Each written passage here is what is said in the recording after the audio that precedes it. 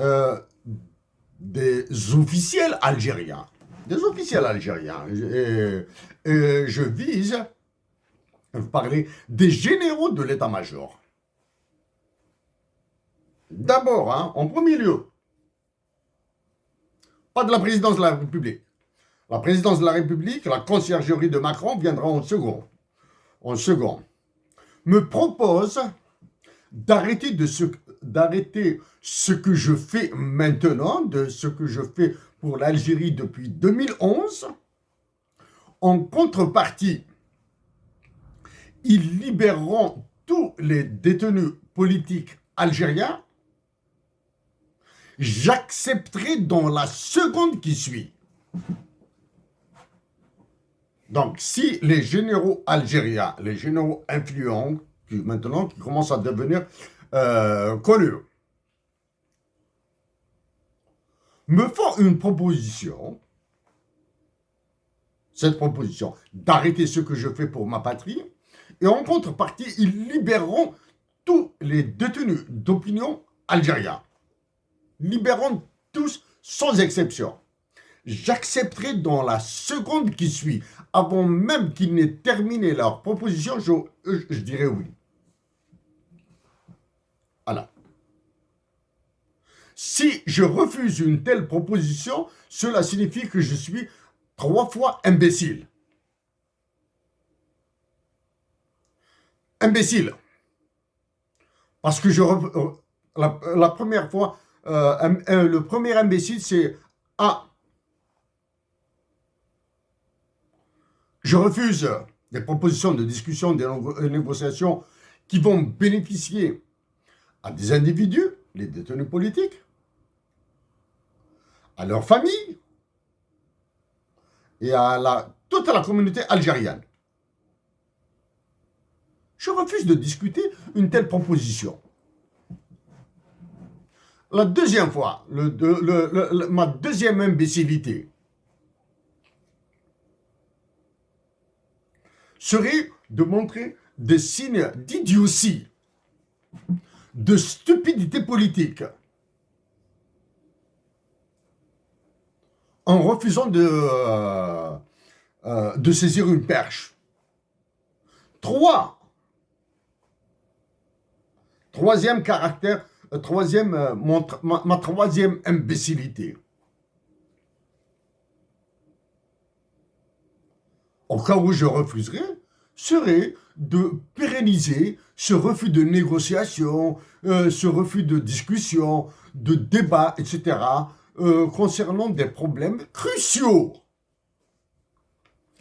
Bien sûr, il est évident qu'en acceptant immédiatement une telle proposition, des gestes, des actions doivent être exécutées immédiatement. Maintenant, pour les techniques de négociation, pour les moyens de négociation, chacun a sa manière, chacun a ses atouts, chacun a sa développement, chacun développe. J'évite le mot stratégie, hein, parce que pour moi, le mot stratégie, il a un sens très très précis, il y a des mathématiques dedans, donc j'évite. Chacun développe l'intelligence qu'il a dans les processus de négociation. En tout cas, suite l'expérience, empiriquement, d'un point de vue empirique, l'indépendance de l'Algérie a été obtenue après les premières négociations de Hussein et Ahmed en 1953 à Tripoli. L'indépendance de l'Algérie, c'est une guerre, un conflit armé d'Alsace.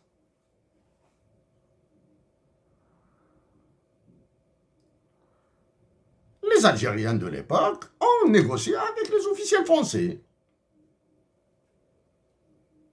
Quant à l'idiotie, je dis bien l'idiotie, de refuser une négociation avec le Maroc, une discussion avec le Maroc pour le fun, pour le plaisir, pour un entêtement stupide. Un entêtement stupide. Ou bien pour encore continuer à occuper la nation algérienne avec de la diversion, ou parler des BRICS, par exemple, l'adhésion aux BRICS, qui n'a aucun sens. Hein. Adhérer aux BRICS n'a aucun sens. Voilà.